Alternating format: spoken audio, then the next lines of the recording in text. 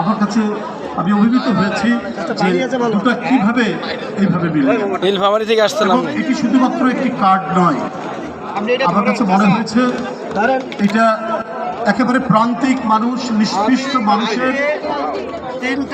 তার জীবন জীবিকার একটা অন্যতম ম্যাগনা কার্টা বা দলিল, যেটাই বলি না।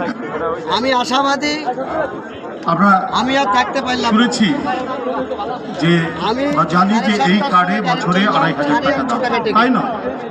এটা প্রাক পাইলটিং হিসাবে সেটা দেওয়া হচ্ছে, কিন্তু এই কার্ড যে একটা মানে জীবন জীবিকার বার্তা, একজন কৃষক এই কার্ড থেকে সে অত্যন্ত স্বল্প কষ্টে সে ঋণ পাবে। এই কার্ড দেখিয়ে সে কৃষি উপকরণ কিনতে পারবে, কৃষি যন্ত্রপাতি কিনতে পারবে। এই কার্ড দেখিয়ে সে স্বল্প মূল্যে সে সেচের ব্যবস্থা করতে পারবে।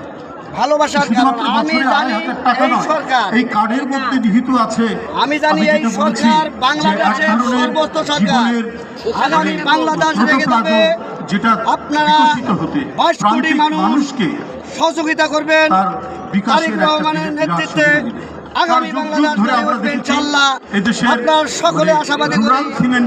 আমি আমাদের গ্রামীণ অর্থায়নে টাঙ্গাইল এলাকাবাসী ভালো, আমাদের গ্রামীণ রুরাল ফিন্যান্সিং ছিল একেবারে মহাজনদের। টাঙ্গাইলের মন্ত্রী ৫ টাকা ঋণ দিয়ে একসময় সেটা তাদের ২০০ টাকা, ৫০০ টাকা, সকাল 7টায় আমি একটা গরিব কৃষক কখনোই চোখে দেখত না, কিন্তু তার সেটা মানে এবং চক্রবৃদ্ধি হারে তাকে দিতে হতো।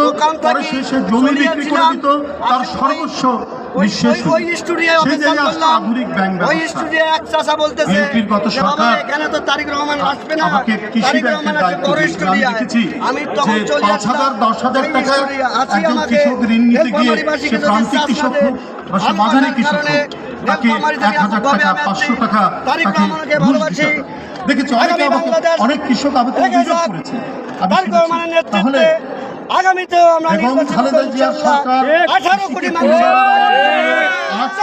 করতে পারে, এইটাই আমার আশাবাদ। কি বলে কৃষি